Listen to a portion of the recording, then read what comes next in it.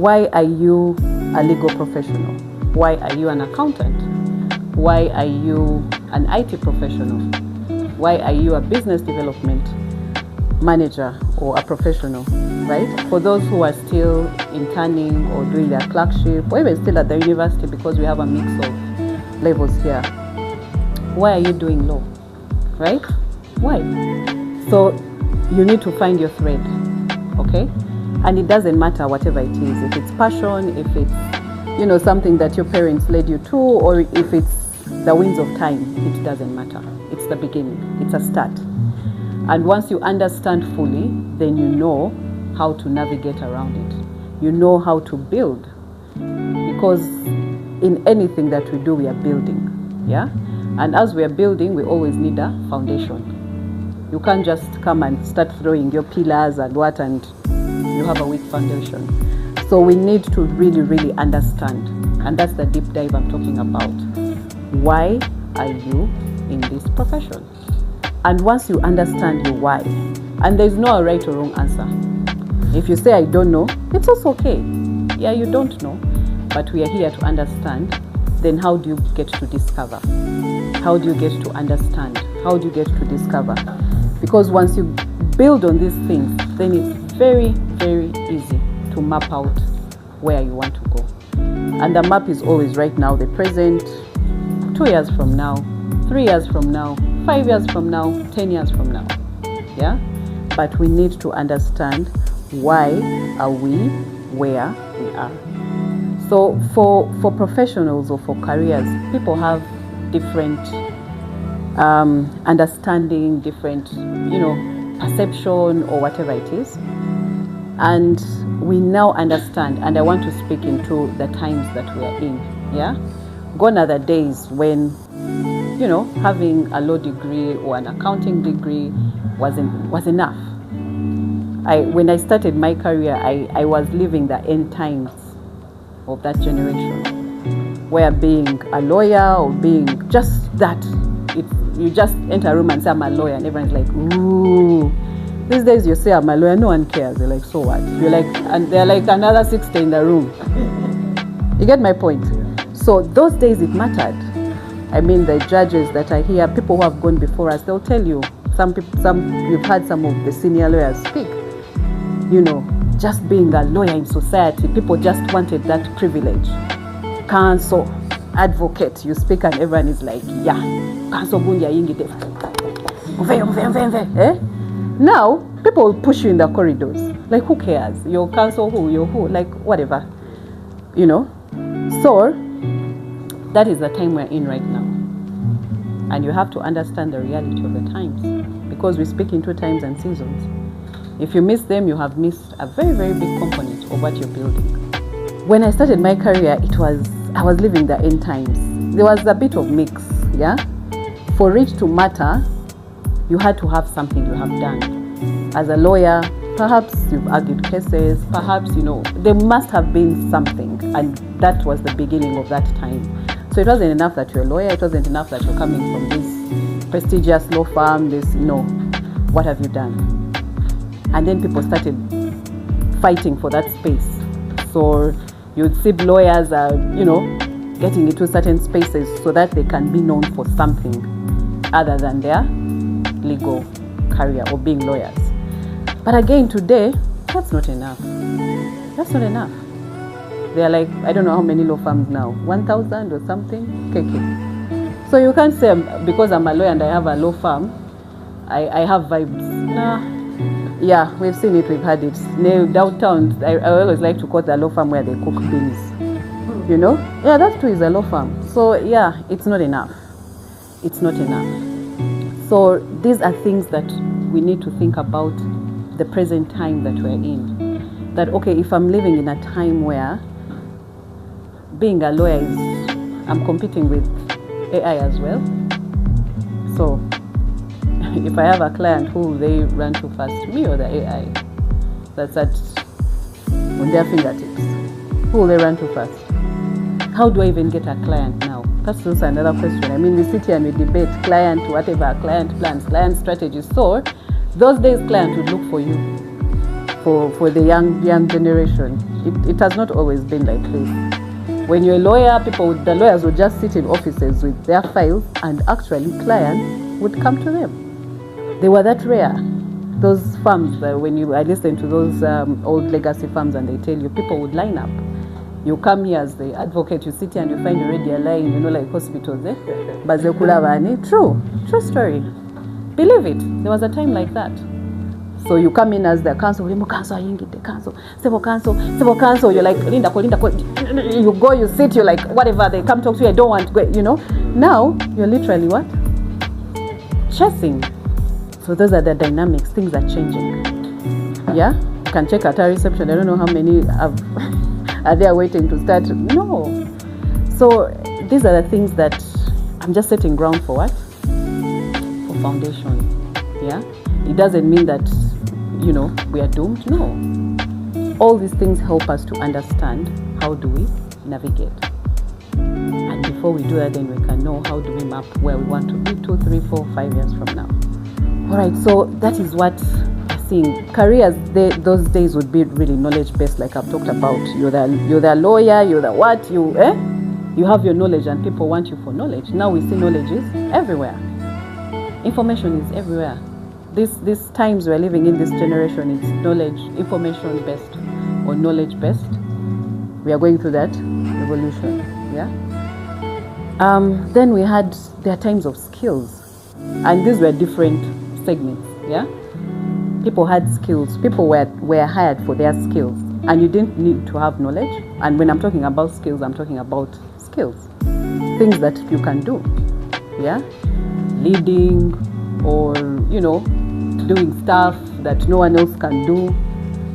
And that was enough. That was enough. And then there also used to be people who are shaping their careers and they are freelance. Today I'll come, I'll be the cook.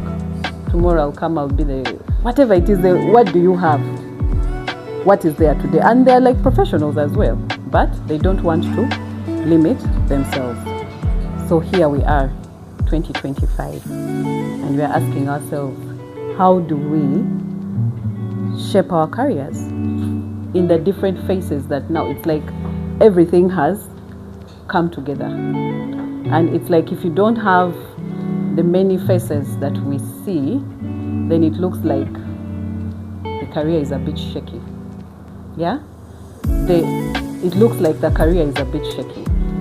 Because in the times that we live in, it looks like the competition, then threat would be knowledge-based. I will go, I will do my master's, I will do this, I will do that, and I'll compete. But now as we sit here, you find people, I look at some people's CVs and someone has like 4 masters. And it's just not enough. Then I'm just not moved by it. Before, when knowledge, I'll be like, wow, you have 3 masters, Mumuwa mulimu, definitely. No. So it's not that. So how do we build our foundation today as we speak now? As we sit here as different people navigating their careers and in different spaces and in different aspects of what you're doing. Yeah? Because this is what you want to profess. A professional means this is what you want to profess. This is what you want to be known for. This is what you want to do. This is what you want to help you earn a living. And for us who now live in our society, in an environment here where we know that impact is very important, this is what you want to be remembered for. This is the impact that I had. That's a new dynamic, okay? So like I said, the question we always ask ourselves is, why am I where I am? So why are we here? Is it Mbera, Yeah? Mbera, right? So you understand that there are so many different things, right? But again, what I want to say is, for me, and how I have navigated my own personal career. Yes, there was a time where the societal pressure was there. Just fitting in. I always tell a story when I was still, hustling in my days, and I was working in a small, I don't even know how to call it, a microfinance. I've done almost everything, and I don't wish it for everyone. But if it will help build you, you can take that path as well. And I would meet up with my classmates from LDC, and people were in law firms. I don't want to name them, but and for you, you're seated there and you can't even say. You're like, for me, sorry, where? You're just like, things are tight. So, okay, my friends call me Honey. Honey, how is work? Like, it's fine. Like, yeah, so guys are talking about cases, we went to this partner, and I'm like, okay. Yeah, but there is no experience that is not an experience that's getting you somewhere. At least from my own experience. There is nothing, you cannot take anything for granted. Like, as I navigated my path, I realized that times when I was in that microfinance and I was down in the markets of Chisalo and trying to get micro loans and, getting people loans and convincing tomato sellers to take a loan of like 300,000, I understood later in my life why I had to go through that. Yeah? And it helped shape me. It gave me a different perspective. And I know I know what that experience did for me from what my colleagues or my peers did not have. It might have been the lowest of the low then, but it did something for me. So don't take small beginnings for granted. Again, that's one of the challenges we have in the world we are in today. Because there's so much beauty and splendor. People post the things they want you to see. And unfortunately, that's what's giving us our standards. Yeah? You've just started your career, but because you're seeing KK posting and he's like cruising and he's like in court and he's like, and you're like, you have just left and you have just left LDC and you're like, I want to be like KK today. Do you get my point? I mean, life, there's a way life works.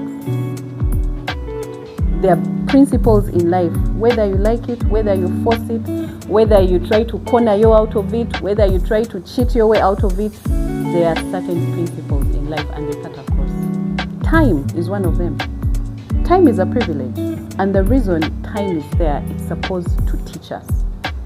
So if you cut corners and go undercover and bang a deal and hit people's head, and then people just see it from LDC and you're the one driving. I saw some whatever, what was it called? Some research on Mercedes-Benz and status. And you're like, no status in Jagara today. And you don't know, some of us, it's taken years to enter that status. So it's just perception of what? Of the different perceptions. But you need to understand what is the right perception. Yeah? What is the right perception? Because the Bible teaches us that there's nothing new under the sun. Nothing. So if time has taught us that there are certain things you have to walk, there are certain things you have to do, you have to let time do its work. You have to let time nurture you. You have to let time challenge you. You have to let time make you cry those tears. You have to let time do its work. You're not going to shortcut that. Believe me, you will not. Everything in its own time. There is a time for learning. There is a time to be nurtured. There is a time to sit under someone's feet, and that's the mentorship and coaching we are talking about. There is a time for everything. And what does that mean? You will have your time. You will evolve. Your career will shape up. You will get where you want to go. But the challenge we are having today, this 2025 we are sitting in, it is one of the biggest challenges you see. And that's why people are being pushed in all corners. 2, you need to understand. Like I said, we are going to build, we have our clean paper that we are going to use to map out. Like I said, it's important. Why? if you don't understand your why or define it yourself, it's a struggle. So other people define it for you. People tell you, man, in this legal career you have to be like this, and you're like, that's the reason I should be a transactional lawyer. Isaac, amen? Amen. That's the reason I should be a project lawyer. But is that you? Yeah, some things you navigate with time, but the question that should always be in your heart, explore yourself. Find out, is this really in me? And believe me, if you don't answer that question, you will struggle. Am I doing this just because? Or is this something that is in me? There's already something that is in you. You're equipped for whatever you have to do. It might be 10, 15 years from now, but it is seated right in you. And to drive it to the legal career, I always say the law, the legal career, the law degree, the LDC, what we have as our foundation, it's one of the, okay, I don't want to offend other professionals, but I believe that the law is such a diverse foundation when you study the law, because law is societal. There is nothing that is happening around us that almost 99% or 98% have laws. Now imagine you're the person who is going to study that. You understand me? That when they put a degree on you, it's about that whole ecosystem. Like basically you're around everyone. You can do anything. Everywhere you go, thank you. There is nothing. You go to the roads, there is a law. We are breathing now air, there is a law. What else? In your neighborhood, there are laws. You're driving, there is a law. You're going to study, there is a law. You're going to hospital, there is a law. You're using the internet, we are dressing up, there is. No, just think about it. But sometimes that is taken away from us because you're seeing social media, you're seeing Asmahaney, she's a corporate lawyer, and you think all there is in law is what? Corporate law. No. Perspective. That time I went to my daughter's school to talk to them, and I was telling them about laws about animals. They were like, what? But do you know there are laws about animals? There are laws about cutting grass. Right? Imagine. And you have a degree that allows you to navigate all that. Perspective. It's not about just going to court. And you think, okay, I remember those days, and I'm happy that those words left. Transactional lawyers, you just sit behind you. Desktop lawyers, right? My friend, those transactions are not easy. Complex. Actually, I'm a problem solver. Trying to structure people's thoughts and attach millions of dollars to it. No offense to the litigants, but I think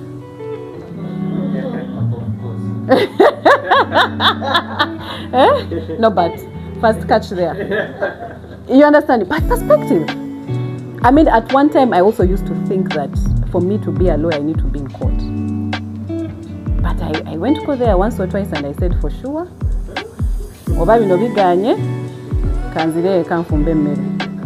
because I saw it was not my space. Those are not the problems I wanted to solve. I love to solve problems. My life is about solving problems. But I said, these guys, even when those days, of course now that I'm on socials, the court has improved. We are now on ICMIS. Things are nice. But in my days, I remember the thing that made me quit ever wanting to go to court. I went to where I was doing my first, I want to say the law firm. I was asked to go and I think file or something, so I had to interact with the court registry. And some of you who know how I want things to be done, there was not like now, but there were things were inside me.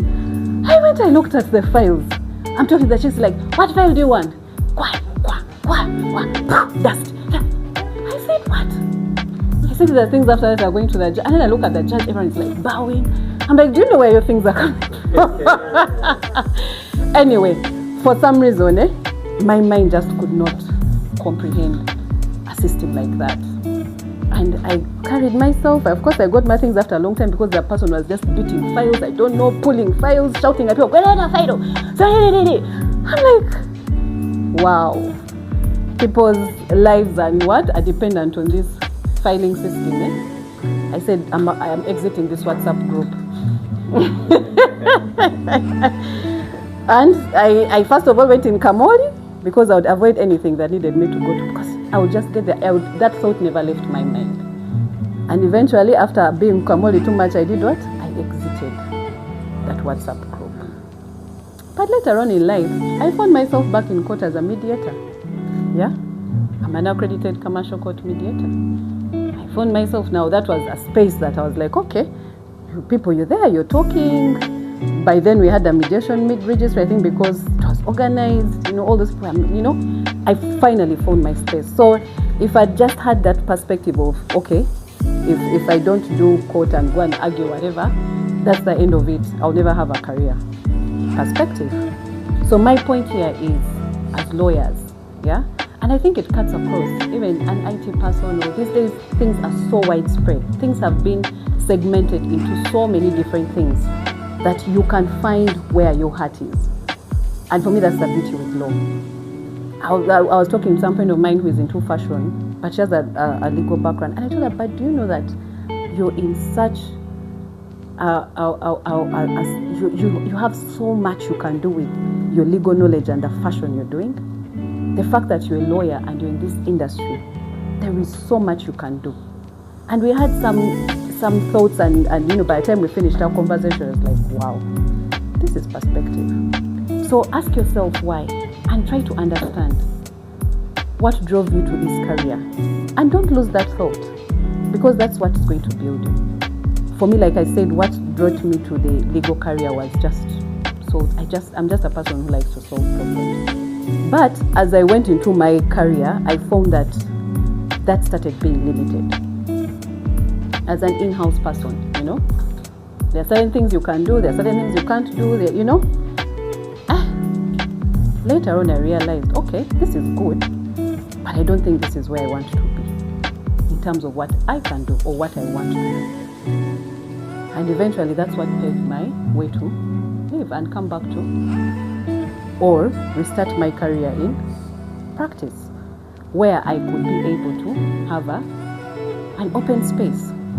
Whatever comes my way and I can solve that problem, I can. It doesn't matter where it's coming from. Corporate, I don't know, tech, the guys who work in our space know. Anything and everything is game. All you have to do is provide a solution. I love that. For me, that's what shaped my career, that I can go in a space where I can solve problems and I'm not limited. And then I can be able to sit with people and we think through these things. And now that is the twist with where we are now. It's not enough. As I speak now, there are so many corporate lawyers. People now have masters, which I can't even finish the master's name. One other day is MBA. These days someone has over an MBA over in over dynamics of I don't know what of dynamics, what and what and what. You're like, you get me now, So now, after your why, the last part, and then we'll now wind up. Value. Okay? We have time, we have our why, and then we have value. Are you, first of all, adding to yourself, but also the people around you? Because we realize we live in a world where value matters. I can assure you right now, I don't know, KK, the number of advocates are how many? Law Society? 7,000? Over 5,000. Think about it. And the stewards and the Raymonds, they're also now coming, isn't it? In thousands in this year, yeah. So you can see the pipeline, You can see the pipeline. But also think about it. How many people in our society need legal services? How many people need? So how do you reach every single person? Lawyer Wavant. Exactly. So you can think that, okay, I want to do law, I'm going to get my degree, because Uganda, we are a population of 48 million people, and we are just 5,000 lawyers. So I'm fine. Is that an actual reality? Because if those numbers really make a lot of sense, you imagine 48 million vis-a-vis 5,000, that means to every lawyer you're like, in how many people? even math I can't do. I think Mary Claire will help us. That's good, man. That's money, right? But is that the reality? So who are these people who need legal services? What is driving the decision people to do law? I mean, we see the young lawyers plight every day on, socials and everywhere saying there are no jobs. So with a population of 48 million, 5,000 lawyers, including young lawyers, and they're saying there are no, where is the math not mathing? So you're saying that the law is dependent on the economy? People's needs for the law is dependent on the economy? Because needs for the law, no. The economy determines who can afford legal service. Okay, so if that means there's an issue of affordability, are the numbers making sense? So now who can afford? Who can afford a legal service? Sorry? So let's say we have a problem where, in as much as the big population would have been an opportunity for you to get into the career, because you're like, man, I'm going to study law. As soon as I get out, I have like 1 million people to work something, isn't it? So meaning I can go into this career, get my degree, start working, get my 1 million people. Every month I have 10 million at my desk. But is that the reality? Yeah. So that means with the little or the small number of people we are able to service, we are all saturated around that. We are all what? Because the lack of jobs speaks into that saturation. We are all servicing the smallest community group, or whoever is needing a legal service, but we have other people coming to join this same. So where is the problem? Is it how we are looking at the legal career? We need to think about that. Okay? So what are the threats? What is threatening us? What is threatening us? So on top of the ones who are coming in the pipeline, in this saturated economy that we are all fighting to serve, there's also who? There's also who? AI. There's also who? There's also what? AI. So the lawyers, the 5,000 plus the ones coming plus AI. We are all poverty plus poverty. So now tell me, as you're painting this picture, how do you shape your legal career? What can't AI give that you can give? What can't? Physical touch? Oral advocacy? Okay. So, as you're shaping your career, think about it. With this saturated group that I have, including the threats like AI. That time I was reading, I don't know if it's Malaysia or what, they now have robotic judges. No, seriously, you can Google. You put and that means even the advocate, everything, you just put your case, your whatever you submit, the AI looks at precedents, blah, blah, blah. That's the reality. And now this is just 2025. Yesterday I was reading something, I think Google something has released a new app or something, a feature that can do adverts. You don't have to now, you saw it, marketing. That's another thing now going. So you tell me, with that background in mind, saying that as lawyers, we have the privilege of navigating everywhere. How do you build your career now? Let's not even take it for the next 2 years. How do you provide value? And now the value we are talking about is just not this thing of, I don't know, the basic values we used to have now. Over maybe, let me think about the things we used to think about, maybe integrity. What are the basic values? Only, nationalism, professionalism, reliability. Even AI can give you those same things. Can tell you, put in your data about what, I don't know, these days when ChatGPT, they tell you about there's something you put and then you tell you about make it sound like what, about protect my data. So it's telling you I want to give you integral what? Information. So it means the value you're driving is very intrinsic. You're building your career around a value that is so intrinsic, that connects, that it's deep down, and someone can easily notice it. Because value now has also reshaped. It's not enough. I mean, all law firms on their ethos and what they'll tell you, we are, you know those things people say we are. Yeah? Even the government agencies, all of them, they will put their values and mission and everything. So now, back to our drawing board. How do you shape your career? Knowing that in the next 2-3 years, wherever you are, whatever profession, accountancy, IT, lawyer, it's saturated. And this is not just unique to lawyers, by the way, to the legal profession. No.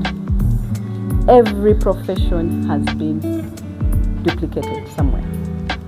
There are alternative services. We all know even now when we are sick, we first go to Dr. Google. Headache, which starts on the left, then in 30 minutes I feel it in the neck. What is this? Isn't it? So I'm not saying this is just about lawyers. The leg is paining, it starts from the toe, then it expands. Tell me, what do you think I am? Isn't it? Architects, man, you go there and pick some, I want a house like this shape. Hey. What can't we find these days? Information is on our fingertips. These days you have clients coming and they've already done their agreements and they're telling you, you just come and sign, me I've done. You might say no, but another lawyer will jump on it. Fine, give me I go. They have opened up Pandora's box. So you tell me, as you map out your career, what is that 1 or 2 things? And this, by the way, don't have to be many. Because the knowledge, yes, it's there. But what is that 1 thing or 2 things that are so intrinsic? It's value that AI won't give someone. Yeah? So if you know that that's already a need, how do you make that the value you're selling? Because now we're looking at what's going to sell us. How do you build your career as the lawyer, who unless is standing before God with a nyondo, they will not disclose? Yeah? How do you shape that up to be your career? Because like I've said, knowledge, yes, you'll go do your masters, you'll go do your what, but at the end of the day, you've been leveled. Okay? So, that is what I'm talking about. The navigating of the career today is not the same. Think about value. Think about intrinsic value. We always talk about skills, basic things here like leadership. The careers you're in or where you want to go, it's about business. Yeah? It's about business. It's not charity, it's business. Do you want to be the lawyer who understands business? Is that something that can be intrinsic? Is that a value that you can sell? Yeah? They are now, like I think I shared a report or something, 28 World Economic Forum, that was talking about the skills. We have moved, every data is showing, we have moved away from these professional things, like I gave you the background. Nasoma law, in a master's. By the way, I have 2 masters. Yeah. I have 2. I have done, what do they call them, professional trainings. I have a master's in oil and gas management. I have a master's in international business administration. And the reason why I went for business masters, I'll tell you. When I was still working in the oil and gas company I was the head legal. I would sit in a room like this because I needed to be in those rooms. And then people would be talking, the finance person would be like, so we are projecting, the strategy is this and this. Now people are talking, and then you, the lawyer, like, excuse me. And they all turn to you. But have you guys considered what the Petroleum Act is? And everyone is like, what the? Like, who cares? We are here to do what? Business. Find a way to make the law work for a business. So it'd be the first one, even when you put up your hand, everyone's like, no, what is she saying? I said no. I need to understand business. Because I saw that was the biggest driver. I got to understand that I'm there because the rules require that the lawyer should sit in those meetings. And I learned that it's not just about learning. And that's what made me also go for oil and gas management. And so, when I would enter that room now, 2 years later, I would be like, guys, let's look at the trajectories. What are these? What are they? Where's the work plan? They're like, They had to get another secretary for the meeting because I could. Okay? That's the value I'm talking about. Think of the value that people want on the table. I can go to ChatGPT and ask about all the regulations and what the risk will say no and who will say yes. I don't need you to come and tell me that. No, that's not why you're here. So that is a different perception. How does your knowledge fit into the needs of the time? Leadership. We are pressed for leadership. Not just as a business, not just we are pressed for good leadership. So, if you say that that is going to be my career focus, it doesn't take away your law. It doesn't. But that's what it means if you want to speak into the problem for time. You always find someone with a need. It could be even your church, it could be your NGO, it could be your LC Kulichiko. And you go and place yourself there and say, we are going to manage this community in a very governed manner, and I am the solution. Perspective. So the careers we are shaping now, we need to have a serious mind shift today and think about those things that we probably ignore and think those are not our problems. A business problem, it's not my problem. Me, I'll come and sit and get what I'm supposed to get and go. It is your problem. Because whatever you contribute as in business will give you value. You understand me? So we need to think about, that's the career we are shaping now. So when you go back to your drawing board and write your why, put the law there in some corner in your quantum, and say, okay, I have the law, I did LDC tick, I know some of you are studying masters, I don't know, very good, very, very good. Put them there. But then ask yourself, what are the needs of my time? What are the needs of my time? What are the needs in my career? Can I build into that? It might not be now. 2 years from now, can I be the solution to that problem? I have a group that I'm sitting with, and we have a strategy think tank, and I think we had a session where people are talking about certain things. They are lawyers, but the way they are thinking, I was like, oh my God, like, wow. Software, I don't know why, and I was just like, wow. Now this is how we should be thinking. It's not enough, guys, it's not enough. So 2 years from now, 3 years from now, if your priority was like, I'll get a master's and then I'll go and study this, my friend, it's good, but don't base your career on that. It's a lie. Think about the needs. What do law firms need now? What are they struggling with? That is your next career area. Think about your society. It could even be your family. The needs are everywhere, and that's how you shape your career. And believe me, right? As the times and seasons go, the needs will always be there. The threats that you see, the reason we call them threats are not supposed to make us freeze and stop and give up. No. Every day we leave our homes, there's a risk, there's a threat. But does that mean you don't come to work? So AI is a threat. So what? Can I live with AI? Can I be the person who understands AI? Can I be the person who is going to build my career and one day I'll go against AI? Perhaps. Who knows? But those are the thoughts we need to run with. The person or the people that can be able to solve those problems of society.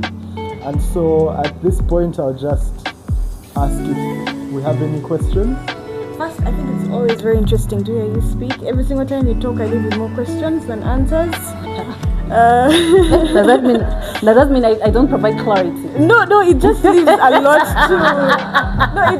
lot to ponder upon, because you're thinking, okay, that's me. So first question is a light one. How do you feel when you hear your bio? It was a long one. So how does that make you feel? And then 2, again, because I left with more questions, we're talking about career mapping. And of course, we looked at, like, you need to ask yourself why you are in the career that you are. And for some of us, it's a God feeling. You don't know the why yet, but you feel it in your gut and soul that this is where you're supposed to be.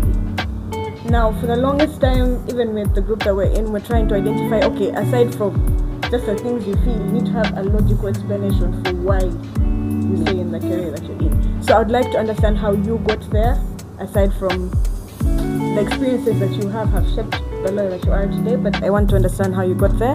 And then just a comment as well. When you said you're a problem solver, I remembered that I was listening to Oprah Soul Sunday Conversations, and she was saying how there's a man who is a cleaner, and he defines his purpose by saying, I bring order to people's homes. And for me, it meant a lot when you defined your purpose as, by saying, I'm a problem solver. So yeah, it was great listening to you as always. And again, please, my questions that are very many, but I've only picked one. Listening to you, I think you now speak somewhat. You can confirm if it's true or not, but somehow in hindsight, because you've gone through. So I think for me that my question is, you seem now to have identified your why. That's why you're saying you're a problem solver. So my question is, on this career path, as you've worked in, you told us that when people would ask you where do you work, you would whisper, but I'm very sure now you'd confidently walk in a room. So my question is, they know already where you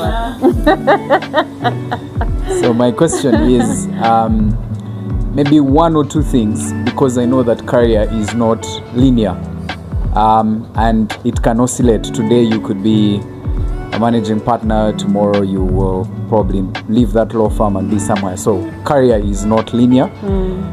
So my question is, what is one or two things that have kept you to your true north, and if you could point us to that, and maybe tell us that these are the things that have held me up and kept me going. I think they would speak volumes, especially to, again, some of us who maybe are trying to ensure that we pan our path in things that we have chosen out of passion, but also out of conviction.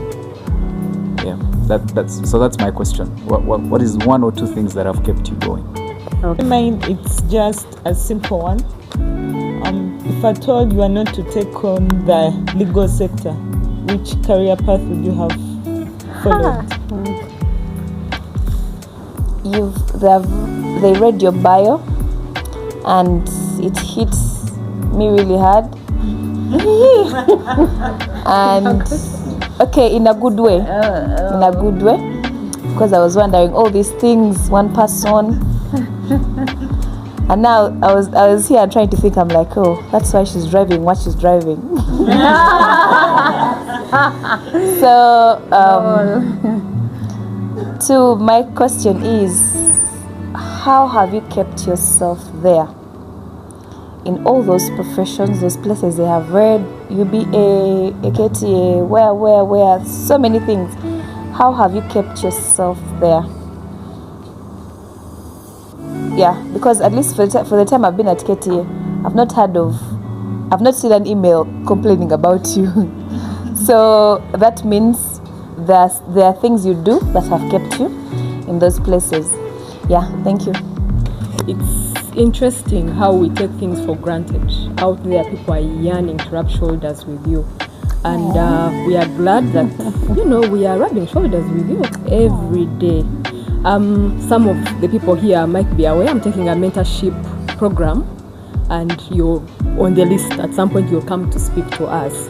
And I think that time I should be standing next to you as your assistant. Yes, so my question is, talking about identifying a need and providing the solution. Sometimes you feel like you're multi-talented. You've identified so many problems and you could possibly provide solutions, whereas in reality it may not come to pass. So how then do you harness that one problem that you could provide a solution to, so that you're not all over? Thank you. Well, my bio, by the way, just humbles me. It does. In as much as I'm like, is that me? But I'm truly humbled. It just shows God's grace, It hasn't been easy. Of course, it has been summarized, but getting there has been sweat, blood, tears. Okay? And if I'm to take you through everything, we'll need a whole day. But me, I'm always free to share my story.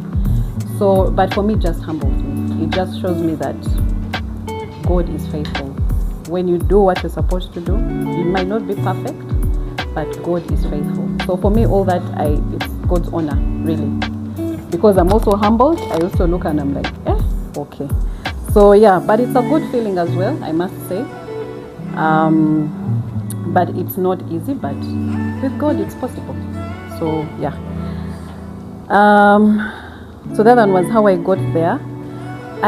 One thing I'll say is I think I've been able, I sometimes, because sometimes when I tend to want to take risks, I'm sometimes averse, but I have gotten to places because I have taken risk.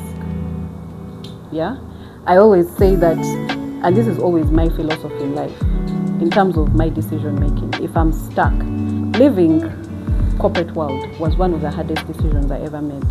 Remember that conversation I told you? So when tables turned and I was like in the corporate world of, I could say the name and everyone would be like, what? That's why wow. Yeah, I was bawling. Yeah. So even when I'll sit with I'll still use that group, would go out, socialize, and I'll be like, guys, she's working in an international oil and gas company. I'm like, yeah. Like I had arrived. Honestly, I had. Like the first travel I ever did in my life was because of my company to the US. And I went for a training for just 2 weeks in business class. No, I'm just telling you how life can shape out. This was a job where I had everything I would need in a job. And you know, for sure, everyone who's there will tell you, this is oil and gas, there's a standard for everything. So there was pay, it was standardized. I had medical, I had a car, I had, like, name it. Life was good. I would be housing, guys, you know? But I came to a point in my life because I needed to solve problems. The ones I had become too business as usual for me. And I think this is where now the passion comes in. I wasn't being fulfilled. And for me, fulfillment is very important. That's why you always see me busy. When I'm in a place and I'm bored, I will sizzle out. So understand that now. That's why I'm always looking for a challenge. I'm looking for it's a good and bad thing. I've learned later on I have to control it, but that's my personality. So I started to sizzle out. Things would come to me and I could do them with my eyes closed. Yes, the industry was challenging, but I was tired of doing the same thing, hearing the same conversation, hearing the same thing. You're moving to the same stakeholders. Like I just felt no. And then it was the hardest because stepping from that, the place I went to was not even offering me a quarter of what I was taking. And then I was starting over because I was in that corporate world for almost 10 years of my career. 10. And here I am with a decision where I'm saying what I have now in my hands is my degree, my master's. They came in play. My master's and my experience. That's all I had. I didn't have a name that you know, Agamba. No. You know, contrary to popular belief, I had like 4 things I was taking out. And I was going to start over. Now that was a huge risk. Everyone around me, including the closest people to me, thought I was making a very, very big mistake. People thought I was cuckoos, too much burnout. But I was like, no, there is more to this, you know? So what do we do then? I got like 2 people who were allowed to speak to in my life at that time because I was in a valley of decisions. Honestly, guys, I could have stayed there. At one point, I was just like, no. It was so difficult. So difficult. I'm telling you, leaving everything. You have a housing allowance, you have medical. I was trainings. The masters I did in Dubai, they paid for it. Travel, like anything you want, you will get. So it was a very difficult decision. But the philosophy I learned then, that I still apply now when I'm making very difficult decisions, is what's the worst that can happen. I pondered on that question for almost a week.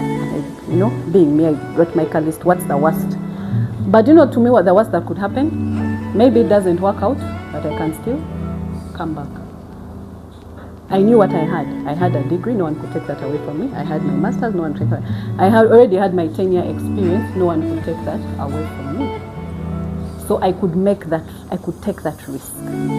I could go and hand in a resignation letter because by the time I resigned, I was at the toppest level for local. Okay, we had local and expatriates. The next level to me was an expatriate.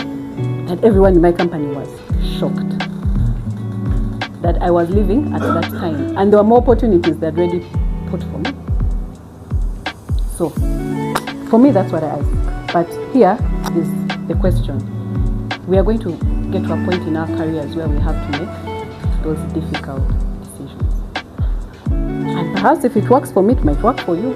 The question I ask myself is, what's the worst that could happen? Will I die? No. What doesn't kill you only makes you. Yeah, this is what people say, but they matter. And when I go to that place, I said, you know what? It is well. I took the first step. And it was difficult. I'm telling you, it was difficult. The first 2 years after that decision were like the most difficult year. I have not yet, I always tell God when I'm praying, please let me not go back to that time.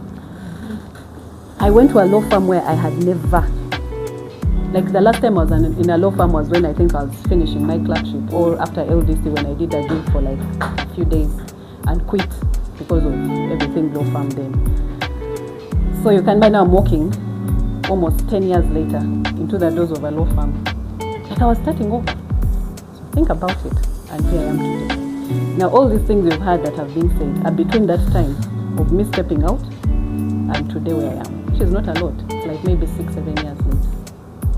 Yeah. So what's the worst that can happen? So ponder on that. If it helps you, well and good. One or two things that, Peter, your question. Yeah, of course, your career is not linear. I hope that came out in my messaging when you were talking. Yeah, it's not, but that's what the world has shaped us to believe. For those who follow me on my socials, and if you don't, you had better follow me. Anyway, there's a word I put there, and I say I'm a multi-potentialite, right? And that's the person who was talking about multiple things. I interacted with this word for the first time in the lowest of my moments. I tell you guys, I used to go and sit in. The good thing I went in, I went as a partner, so I had an office. There are times I would just walk in that door, sit in my office, lock, and cry, because I would ask myself, I wanted to say some words, but okay, what's the nice? Is this?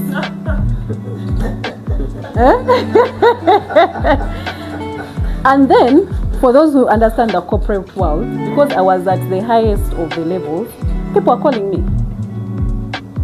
I had like companies calling me and they're like, we have a job for you. So you're looking at this, you're walking in and everyone is looking at you. The social's like, hey, Banange, this new person they brought here. So I'd be like, it was so difficult. But all I had was my faith in God. Only. Because I've told you the closest people around me thought I was cuckoo. Like I was going through some life crisis or something like that. But slowly by slowly, like I said, the one or two things for me, what helped me is just that question, and then also capitalizing. It might have looked little then, but the more I started to capitalize on the experience I had. The experience I had, what I brought to the table was that oil and gas at that time, 5, 6, maybe 7 years from before, was still new. And I knew I had to say something. I had to do something because that's what I had. So I started speaking about oil and gas. And I started being invited to spaces to talk about oil and gas because everyone wanted to know. Because once you're in there, you don't talk that much about the industry. So, what did I have? It might have looked little, but to me, those were the few things that I was carrying with me that later on started. So you can be there and you think maybe you don't have much, but you have something. And that's why when we call on people to say, step up, step up. Don't wait to be given a title to lead. Don't wait to be given a title to do something, to offer a solution. Yeah, don't wait. Opportunities don't come like that. So for me, the one thing was just that understanding that I could capitalize on what I had, however little it looked. Not saying that I was the only oil and gas person there, no. We were so many. People had come up, masters, Aberdeen, I don't know what. But I said, okay, for what I have, what is the need at that time? And people just wanted information. I did my rounds with Uganda Law Society. I did my rounds with, I don't know, everywhere they would invite me. There's a Chivina. Oh, Rotary wants to know about oil and gas. Or, and people didn't know what I was going through, but slowly someone's like, oh, by the way, oh, okay. Opportunity started, just positioning yourself. And at that time, these words I'm saying them, they sound fancy. I didn't even know that's what I was doing. Because one of the troubles I had, one of the challenges, I didn't have mentors. I didn't have people to mentor me, so it was a very lonely journey. Yeah, I kept myself there. It's relevance. You have to be relevant. And that's what I'm telling you. Think about the needs of this. I'll tell you, when I joined the board of a commercial bank, I didn't even have a banking client. How do I explain this to you? But here you are the real move. So what do? You make, like, the only thing I could do was my mind. What value am I bringing to that group of people there? Some of them were I was the youngest. And I think at the time I was appointed, I was the youngest in the industry. On top of being female, now these things we talk about female, over what, my friend, I broke ceilings, I broke over what, I don't know. Age, female, everything. And then it was me, and I was going through my own problems of, am I in the right place? Imposter syndrome, just talk about all those things. I remember the first day I sat on that table when we had our first meeting. I almost went and quit. I was like, but what's the cake? Like, kale newanika, but no. But I quickly learned that, okay, we are here to discuss issues. What do? I'm telling you, I would, whenever we had board meetings, I would always prepare over and above, like the weekly stars. Yeah. If the board was giving out weekly person of the meeting, I would. If it meant me staying up all night, even my kids would. Sometimes I would even use that method of putting water in. Yeah, because you're already working there. What are you doing? And I'll be like, my friend, Binomoja Bimania later in life. But when I would walk in those meetings, the level of preparation that I had, everyone wanted to hear what I had to say. Because then you realize, okay, some people haven't read, some people are not yet, and you're asking the right questions, you're picking up on your experience, your intuition, you understand, you go, okay, that's where the law comes in, what does the FIA, are we correct, are we this, but not deep, but at that level. And you learn, you keep growing. So, relevance. Carry something. Maybe you're prayerful. Like, these days people even fear to bring God in their meetings. No. You're prayerful, walk with it. Be like, guys, we have very many, I noticed the action points. Man, there are difficult things here, but let's pray about it. Regardless of your faith. You pause and you pray. I'm telling you those things. That's the problem I've seen. We always forget who we are.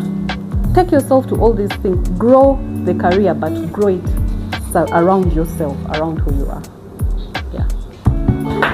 Thank you very much, Asmahaney, for agreeing to be the inaugural speaker of the KTA Mentorship Series program. Thank you so much. And I think we can all agree that she was the right person to start us off. Yes. Asmahaney is a great inspiration to me as well as a person. And an incredible mentor to me as well as an individual. That's why I always seek her out. I don't think there is a day that can go by without me, going to her office to say what. So, Asmahaney, thank you so much. We are very grateful for the words of wisdom and experience that you have shared with all of us this morning. And this program, I'd like to ask my team to come forward. The people pillar champions from every. I hope people don't think it's a political party. No, this is the team that has put. I don't want to steal your mojo. This is the team that has put together the KTA Mentorship Series. Wow. And it's going to continue until the end of the year. We shall be hosting more people, even from outside of KTA, to come and speak to us about our work ethic, about the attitude that can propel us in our careers. I don't think we should undermine these conversations. These conversations are very important. They are very important. I cannot emphasize them enough.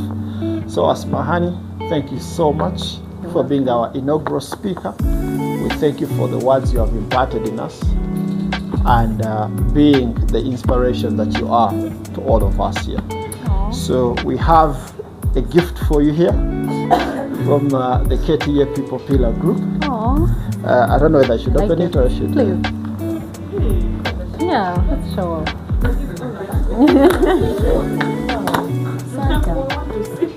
Yes, I thought you'd see, but I think it is sealed. Aww.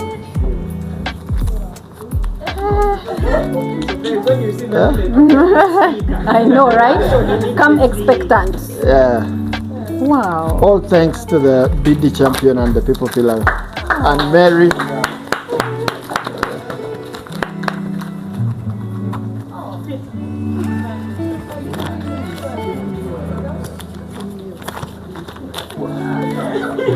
You're going to see it. Oh wow, banana. I tear everything. Yes. Oh. Yes. So this is what I'll give you. Oh, beautiful. Yes. Aww. Yes.